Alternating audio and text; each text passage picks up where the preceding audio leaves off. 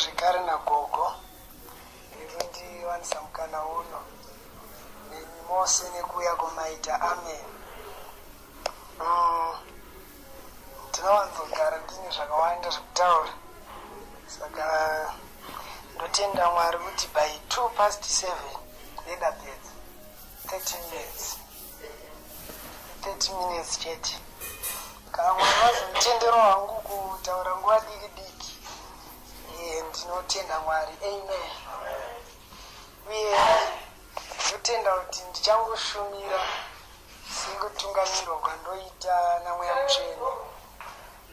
Handi munoziva kuti ministry kushumira, let's say zvikanzi Rhema Ministries kuchechi zviya ingwe yekuti mumwe munhu angona kungoita short message, mumwe angona kuimba, mumwe angona kungoita testimony. So nditenderei ndiite ministry kunge nguva yemaministries. Mukada kuti ndiparidze kana nditiche mogona kundiisa pakona. Amen. So kana Mweya Mutsvene vangonditenderawo kushereketa neimwe nzira, asi as long as it's ministry. Hallelujah. Ndizvo ka? Ndiana nekungofara rechirungu vagogo iri. Pana neKing James tingopinda mushoko raMwari. Ndierengero Psalms 94 verse 9. Then mumwe ngaabate Proverbs 20 verse 5.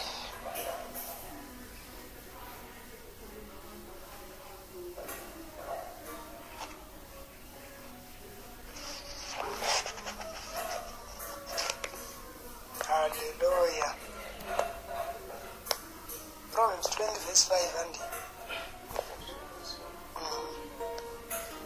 counsel in the heart of men is like water, but the men of understanding draw it out. yes, Psalms 94 verse 9. Psalms 94 verse 9. He that planteth shall not eat, he that forms the eye shall not see. Hallelujah. Amen. Taura pamusoro fellowship kuwadzana handiti. Soda nditaure pamusoro pekuwadzana naMweya Mutsvene. Fellowship. Ngatimboti fellowship. So muchaona kuti fellowship nakuwadzana handiti. Utori ukama, tingati it's a relationship handiti. So inogadzirwa mutual respect pane vanhu vari murelationship, then ine communion, kudyidzana, then pacommunion ipapo pane nyaya yekutaurirana handiti. Hatigoniita fellowship kana takangonyarara kudai, so hapana patiri kutaurirana. So there is sharing zvinhu one from another, then there is communion. So ndoda kutsimbirira panyaya yekunzwa Mwari, because iyoyo kana yaitika, then fellowship naMweya Mutsvene haichanetsi. So ndakundisimbirire pakuita sei? Pakunzwa Mwari. Amen. Hallelujah. So ndichanga hangu ndichingo Mwari vandifambise munyasha dzeteaching. Amen. So ndonyasha dzandoti Mwari vangonditendera kufamba madziri. Hallelujah. Amen. So Proverbs 20 verse 5. Tichangopai mavhesi akawanda tichingofamba, mamwe tonaverenga, mamwe tichingotaura handiti. So Proverbs 20 verse 5 kuti counsel in the heart of men is as deep water, but a man of understanding will draw it out. Hallelujah. When I saw that verse, I enjoyed it. It's so nice. When you read it, like some of those things in Proverbs, you may just write, but you may not know what he's talking about. First of all, when he says counsel, he's talking of the Rhema word. Because whenever God speaks, he's giving you counsel. His word is so much filled with wisdom. It's a word which is just on point. It just tells you what you need to do. It gives you light in the darkness. It shows you a way where you thought there's no way. So whenever God speaks, that's counsel. So he says counsel in the heart of man is as deep water. So that's the problem we have in the body of Christ. People are not hearing the voice of God. There are many people who don't even value the word of God. They think because we have the canon, the 66 books, we are good to go. No, we are not good to go. Because this Bible will not tell you that as you go for attachment, apply at Econ, that's where your job is. You read and read and read the scriptures and apply in other companies and you won't be attached for long. And you're like, God, because you are working with the written word. Hallelujah. You know, there are things which are so good when you look like uchitarize so nepfungwa dzakonoti zvakanaka. But kuti uone kuti zvinhu zvandizvo, you need the rema. Like it's good kuti kutaura nashoko raMwari. But pamwe mutsvene vangoida kuti roenda session. So how will you know rema? The written word will not tell you kuti nhasi chaenda session. So you need to value the rema word of God. So pane emphasis yakaiswa yakazoita over the written word iri wrong. Yekuti some people, especially some big churches, they trust kuti zvatine shoko takaita sei takakwana, which is wrong. That's why uchizonzwa 1 Corinthians 14 achiti follow after love and desire spiritual gifts, especially that you may prophesy. Why prophecy? Haugoni kuuya neprofesi ukasati thus says the Lord. So prophecy inotidzorera kurema. So paunoziva kuti rema rakatokosha mupersonal life yako. So let me encourage prophets kuchurch. Ida henyu zvipo zvamweya but kunyanyanyanya chiprofita. Chiprofita chinoshanda nekunzwa Mwari. So he knows kuti chiprofita kana chamuchechi chechi yakura. Hallelujah. So it's a problem when you have a big denomination and people agree. Zisangano. Vantongowirirana kuti aiwa zvakatonyorwa mubhuku imomo zvakakwana. But mubhuku imomo kuti muronzi shingairai kuti muprofiti. Hallelujah. So you realize that the prophecy is for every Christian. Hands ne Bible ji. I wish all of you could speak in tongues. But I so much wish that all of you can prophesy. So everyone has to hear God for himself and even for others. So the rema is very important. Angoti tingotsinidzira kuti why nyaya yakakosha iyi. Ukaenda pana Matthew 4 verse 4, nona Jesu, men shall not live by bread alone, but by every rema. So azhinji now, because we don't go back to Greek, tinongoirova chiti munhu angarame nechimwe chiti asine shoko ripi ripi rinobuda muromo rinopari kutaurwa the scriptures. Because ukadzokera kuGreek kuna rema, kuna logos. So the same New Testament ukanzwa richiti logos kuGreek rikuti the Bible, the written word. Ukanzwa richiti rema rikuti the spoken word. So Jesus asked kuti you shall live by the logos. You won't live by the logos. Our statement akudaba. Dada haurarami nelogos. Haurarami nelogos. That's why you see kuti the disciples vakaudzwa kunzi after 3 days ndikumuka. But after 3 days they were so much surprised as if havanamboudzwa ndikumuka. Vaitonyetsekana kuti zvekutoti vamwe vaitoti maona chighost. And zvinonzi ukazinda pana Mark 16, Jesus rebuked them, even Matthew 20 says it, because of their unbelief. Unbelief vakamboudzwa kuti naJesu kunzi ndichafa ndichamuka.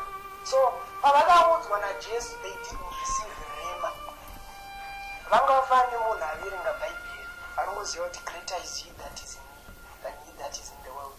Vanga vatora logos from Jesus. So when the logos was now manifested, the same people vanga vakutauta. So logos are now one. It has to be rema. And also, the word of God on your lips is rema. You also have to know that. It's not always when it's about God telling you, do this, do this. No. When you take a scripture and speak it, that's very, very good rema. Speaking the word. The word on your lips is also rema. But I'm not concentrating on the word on your lips. I'm concentrating on the word which you hear. Hallelujah. So the Bible is saying, men shall not live by bread alone, but by every rema. So when I was not rema, you are not going to live. Hallelujah. Then if you go to now Ephesians 6, the Bible says, finally take the sword of the Spirit. Torai munondo we kwete logos, kwete rakanyoka, which is the rema. So English, you know what, which is the word of God. But what English was supposed to do, it was supposed to say, which is the spoken word of God. That's how we would know what is. Hallelujah. Hallelujah. And Job yakasangana Mary Bible. Yakati, for with God, if you go back to original, for with God, no rema shall be unable. So, kukulanguage yao vaiwanzoti mawords vaimaita mathings. Kunzi he said something. But munhu ataure maobjects, haungati wataura chimwe chinhu. Unonzi wataura mamwe mazwi. But ivo vaitaura kuti ataura chimwe chinhu. As if chinotaura zvinhu izvo mazwi. So when it was interpreted, yakanzi all things are possible. But if you go back to Greek, a scripture yabana rema, for with God, no rema shall be unable. That means when God gives you a rema, no one of that rema will not be able to come to pass. So you need the rema word of God. Hallelujah. Chimboti ndinoda shoko rinotaurwa. Hallelujah. Now pataverenga handiti panzipo kuna Psalm 94 verse 9. He who planted the ear and he who formed the eye. So as I was listening to this scripture, one of my mentors in Christ was teaching me divine revelation of Yekuti Zewe Muntarwa Asisiso Nokati. So he was mainly teaching about the eyes and the ears. So he was saying because the ear is planted, it means you develop it. Psalms 94 verse 9. He who planted the ear. So wakachigarachi abandungobo kuvapinda. Hallelujah. So iye akachigara nzeve mauri. So iwe unotodiridzira nzeve yaye uchiisakurira. So it means you can develop your hearing ability. Hallelujah. So indichada kuti ndimbotsanangura kuti zvinhu zviri practical zvatingaiti kuti nzeve dzedu dziwedzere kunzwa izwi raMwari. Hallelujah. So kwataringa now kuna Proverbs 20 verse 5 kuri kunzi counsel in the heart of men. That means when God gives you a rema, it's as deep water. That's why I know body of Christ mune vanhu vanoti ndiri kunzwa kutsimbidzirwa mumwoyo mangu. Ndizvozvo unotsimbidzirwa. Hallelujah. But kune two types evanhu. Mumwe anoperera pakutsimbidzirwa. Zvekuti angona ndiri kutsimbidzirwa kuti tingonamata zvachita sekuti inyaya yeunity. Angoziva zvakarekera kuunity. But zvikumunetsa. Chero ku-interpretation of tongues chaiko chaiko. Ndozoita problem iyoyo. Ndinoona dzakamurekera kujoy. That's not the whole point. You have to know kuti matongues akarekera kujoy, what about joy? So problem inoti vanhu vanzwe kutsimbidzirwa. Koitawo vamwe vanoita ma-impressions, but they still get the rema. So impression haina kuipa because mweya mutsvene anotitsimbidzira tese. But mumwe anoperera pakuita sei pakutsimbidzirwa. It's because counsel in the heart of man is mysterious. So Mwari paanotaura newe zvava nekuwapiwa mvura vatiri muwewo yakadzika chaizvo. So the Bible is saying, but the man of understanding will draw it out. So the Bible is teaching us the type of man who is able to know what God says. He's a man of understanding. He will draw it out. So anoti akazwa impression, he is able to chill and to listen until you can hear God word to word. Hallelujah. So move from my impressions. We end up word to word. You have to know. I love you. 3 ways. Come with the word.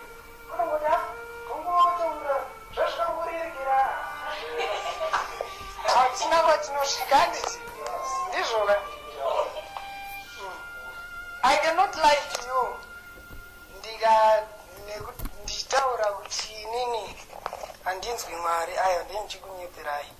Hallelujah. Amen. Asi handizokunyeperei kuti ndinozunzwa stereki. But there is coming a time when I shall be a star, because I'm developing in the same things which I'm talking about. But at least I can hear. Hallelujah. And also there is a problem. Because kunzwa Mwari kuri pamiri, kune kunzwa Mwari through fellowship, which we are talking about, and hearing God through a gift or anointing. I've experienced both of those things. Gift inorwadza or anointing. You have to hear God from fellowship and also from faith. Because anonzwa Mwari sechipo handiti. Kana wakapiwa chipo, zvipo zvinoita kunzwa Mwari, kune prophecy, kune word of wisdom, kune word of knowledge.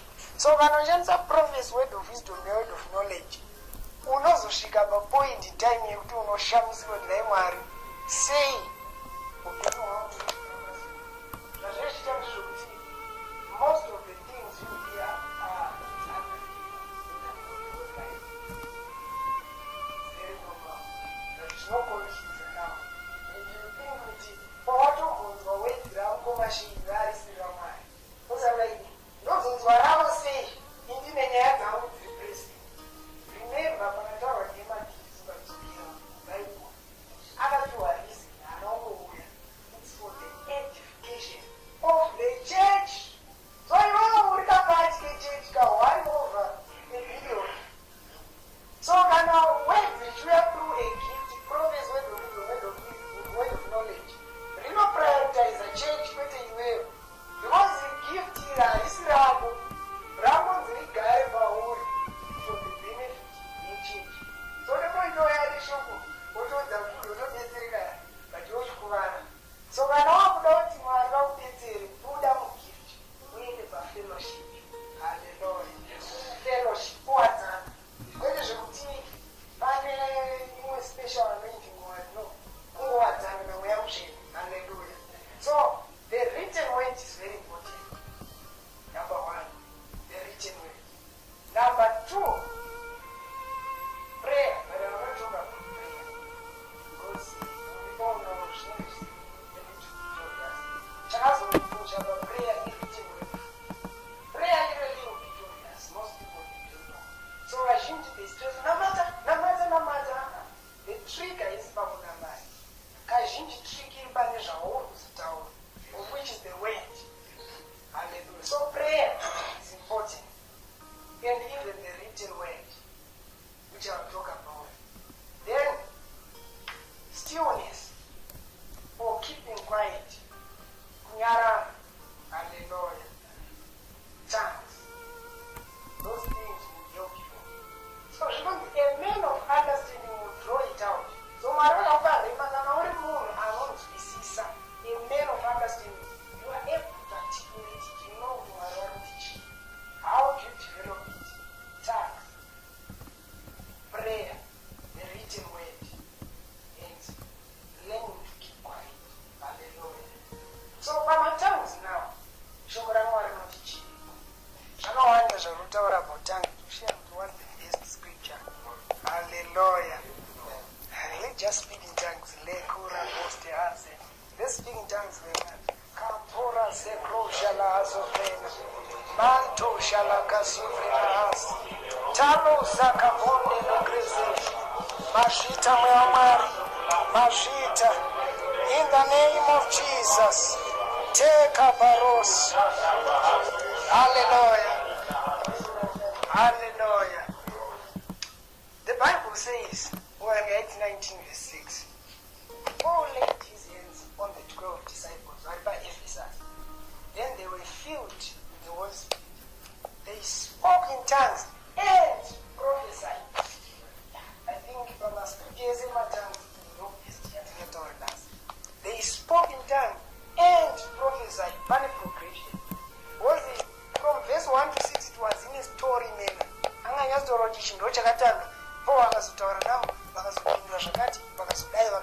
So it's a progression. So how would they spoke in tongues and prophesied? It's coincidence. Right out on a common chairman. My words are carefully chosen. Instead of and I will not then, they spoke in tongues, then prophesied. So tongues will help you to hear the rhema. They will help you a lot. So if you want to just hear the word, don't wear an ox or don't wear a shakati, but I will do to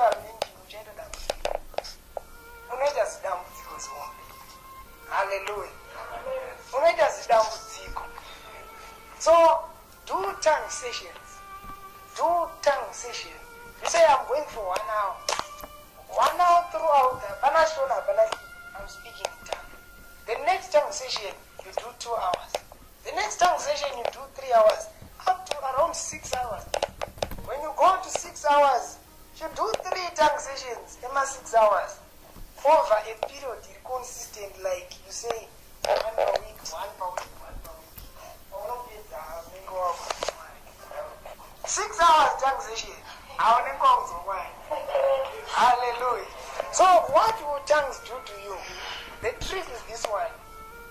The Bible says, when 1 Corinthians 14 verse 14, if I pray in an unknown tongue, my spirit prays, but my understanding is unfruitful. Nobody tricky my tongues. Jones Napo Pandino Namata, Nendimi, Mea Wangu, Jono Namata, as in Jared Zangu, as in a spirit. So I'm teaching Pauno Toran Nendimi, Jared Zako Zirgo Fingik. So Jazirkuita man, there's a Uti Jared Zako Patriku Fingika. It's very good. It's very positive. Because the Proverbs, counsel in the heart of man is as deep water.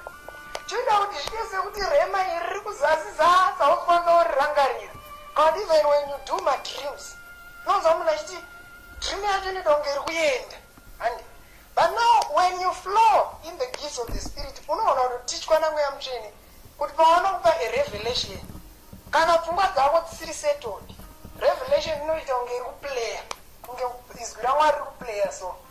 Then you are not concentrating on it. Let's say that photo. How soon were you out of?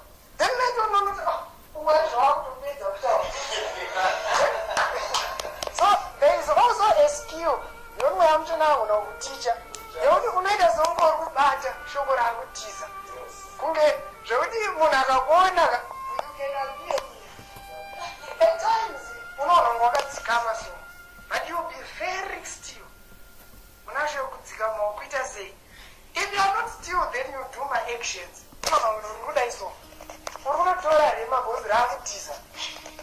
Hallelujah. So where is the trick now? The trick is about the Rema. Look at the spirit man. Not good to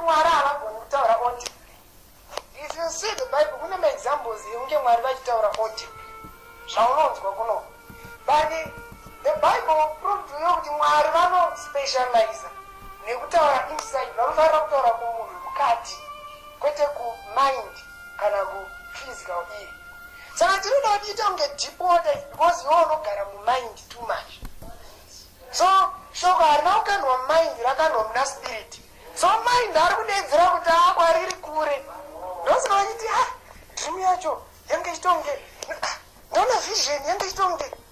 A man of understanding will draw it out. You have to touch it. But there are odds, okay? Yeah. So this is what tongues will do. When I speak in tongues, my spirit prays, but my mind is unfruitful. So you are teaching your spirit to gain dominion over the mind. Because Fanda Toronenti Mount Naboro, where I want to do a good amount, as in Jared Ziruko. So at Toronenti 1 hour, what's not is a short. It means wait 1 hour, where I want to go to mind dzichingovhiringika akuti shango dzimwe dzaanotaura idzi ndedzekuti chii dzaurumavhiringidza brain dzako. So it means mweya wako uri kudevelopa, you are becoming a man of understanding. So next time waripo vanokanda rema rinokandwa kuna spirit man.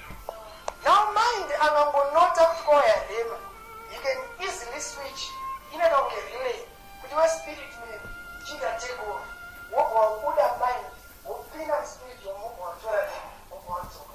You are now a man of understanding. You can draw it down. So tongues, hallelujah, tongues are very important. So the only thing you can do to improve your mind wedzera matimes ematanga isa some consistency. Usati iwewe kana kuti nhasi unorowa 1 hour ematanga, mangwana 5 minutes, mangwana 20 minutes, unongotiza tiza. Ngapaiti consistency. Kwanza wamazuva iroyo at least 30 minutes a day throughout the week. Ndongomini ndinoka 30 minute level kama. Then mwe musi wandafarisa ndawana time 3 hours. Time. They will teach your spirit to act when the mind is switched off. That's the strength in letting go. Hallelujah. Now quietness. Why Psalms 46. I don't tease them. I don't tease them. Now Psalms 46 verse 10. Be still and know that I am God. So now they are not able to be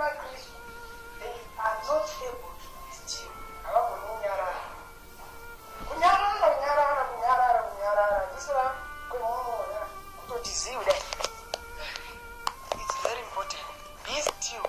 Sometimes, when you pray, it's important to turn into literally. Then you listen.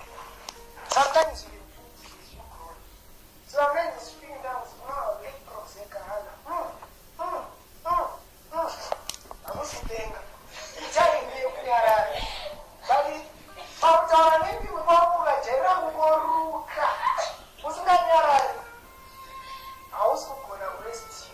so teach yourself, keep quiet, be still, and to know that I am God. So when you keep quiet, make sure you are quiet indeed, like my mind mukati now. But mind yako ichiri kutaura nechemwoyo. Make sure unonyararidza. And tongues also help you to keep quiet. And the written word will help you to keep quiet. Because currently you can keep quiet. I thought I was discovered a revelation. I thought no man can keep quiet unless Ogara. Because I discovered that paunonyarara nechemwoyo unongochitaura. Chero munhu achiparidza nechemwoyo unongotaura. Uchigeza nechemwoyo unongotaura. Uchidaida unongotaura. That's the other reason why counsel is devoid. Because ungotaura. So how can you hear someone wontaura futi? It creates noise in the realms of the spirit. Noise yoyo ndio inoita kuti ufunge kuti it's deep water. So when mchini vakazondicha ndaisaziva kuti unonyarara through speaking in tongues. Ndatoona kuti ndazoneta manje. Kuti kuneta physically cheko. Ndaizongonyara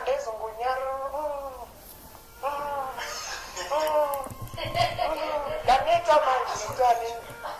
Mandaneta kudaro. Ndaizoshamisika to realize it at that moment my mind is completely switched off. Ndatonyarara kuti ive nechemwoyo hausikutaura, hausitombokomenda kuti ndakugomera, hausitombokomenda kuti hapana kandarua 3 hours.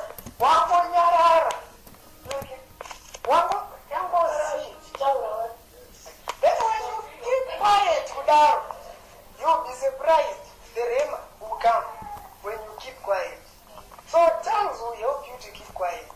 Then the written word, if you spend an hour bombarding your mind with the word, 1 hour, or let's say 20 minutes, we don't say 10, 20 minutes, then we'll do like this.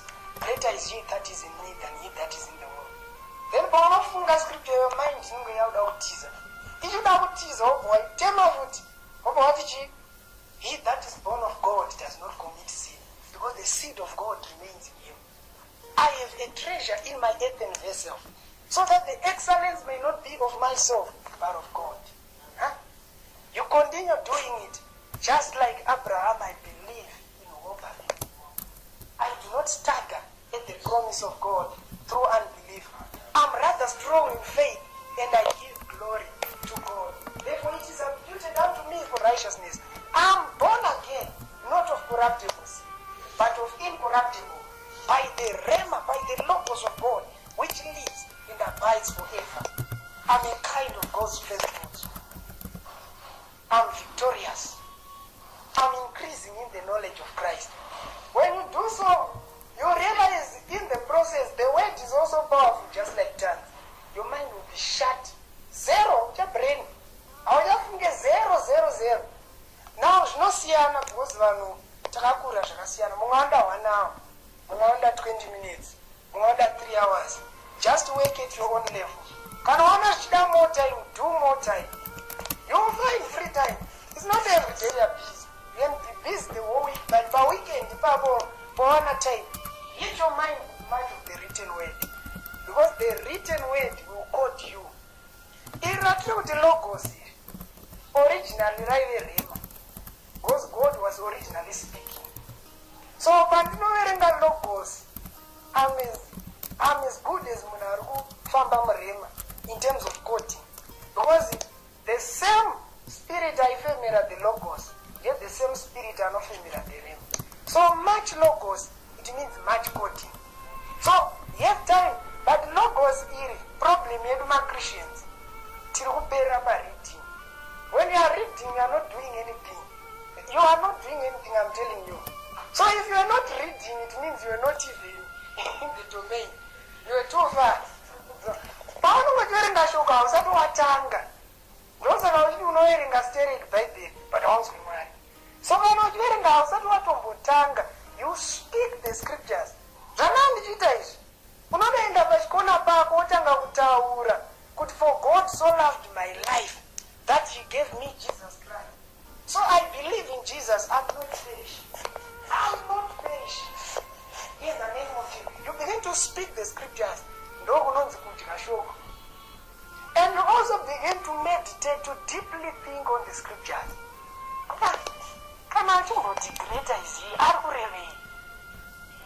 Then meditation, when you are deeply thinking, you have to answer yourself using the same word. Then don't just take things obvious. No problem with a Christian. It's true. You ask yourself, it's not true. Jesus has mandiri. Does he say, don't know meditation, deeply think. Does he say, oh, why am I scripture that Christ in you, the hope of glory? It will help you also to take the word seriously. Ukasangana munhu ari grounded in doctrine anokudzura anokudzora ananzi Emmanuel, God with us. Saka Emmanuel akazogara mauri vedu. You see, those are my Christians tisina ma certain beliefs because takangogamuchira zviro obvious. Don't take it lightly. Chero ukati when you're deeply thinking of the word what I'm prosperous, argue with that mind. That's how you improve in the word. Why do I say I'm prosperous? Then you answer yourself with the scripture. That's meditation. So meditation will help you. And speaking the scriptures will help you. I say by definition they say to relax, empty mind. But the word is not to meditate on these things. That means you can't meditate these things. So no. When we talk of meditation in the Christian house, we are talking of these things. It's not no, that's very dangerous. You meditate on these things, on the word of God, asking yourself questions. That means you can do it even with Nyora. Because I realized many people, when come to meditation, my fears are now. Because you are abused from world. So, because you fear, do it once here. open your eyes. Do it whilst you are writing. You write. Greater is he that is in me. What does this mean? What does this imply? Where is it taking me to? Hallelujah. So now, because of this weight, you are going to grow cancer. Because of this time you are telling now, when cancer comes in your heart, you will draw it out at you. You will draw it out because you are increasing in speaking in tongue. You are going to confuse your mind, and your spirit is going to learn some tricks. You are going to dip yourself in the scriptures. God is lifting you up. Maria kusimudzira. Hallelujah. Now, that's the other problem. Ndakupedza kutaura. But ndatoona problem. Izvo so. Yekuti ma-Christians, we read like a novel. Then people think kuti kuverenga fast, kuverenga Bible like no, it's not reading fast. Reading fast hainana problem. Because sometimes when you read fast, muyamchena anozokupa revelation uchitofamba. So revelation hainei kuti waverenga fast or slow. Revelation inouya kana muyamchene azokushandira. Whether waverenga fast or slow. Reading the Bible like a novel is reading the Bible without emotion. Kuverenga kunge chitsika. Because zvinoitika panovel kana pafilm kana padrama unoona kutobatikana nestori iri munoza torwadziwa kuti kana kuti unoona patv wabatikana kunozora imwe thought manje kuti hasiwo unobatikana nezvinhu zvekunovel wakakwazire handingori stori iri. So kaverenga novel unofanirwa kunge wakadzikama usingabatikane because zvakangonyorwawo. So when we come with the word and you are not emotional on the word, you are reading the novel. Because that you are rich and it doesn't still a joy in you. It means what you are saying, no, whether I what you are rich. You see? So now, that little bit of problem was the beggar minister. But I'm saying you shall draw counsel. Yes. And you are just like, it's just no, be happy. And because I'm talking about something that is practical. But I'm also kufara. As you got to chinakidza zvoita sekuti rinongorega drama tingafarira zvinhu zvimutv. And so response is very important. Most Christians don't in the faith which is nothing. Because faith is the response. So I'm not vanhu vanoita noise church. No, it's a response. So ndapedza nti but handisina problem. Because ukaita problem handizopedzi. So you are going to throw out counsel in your heart.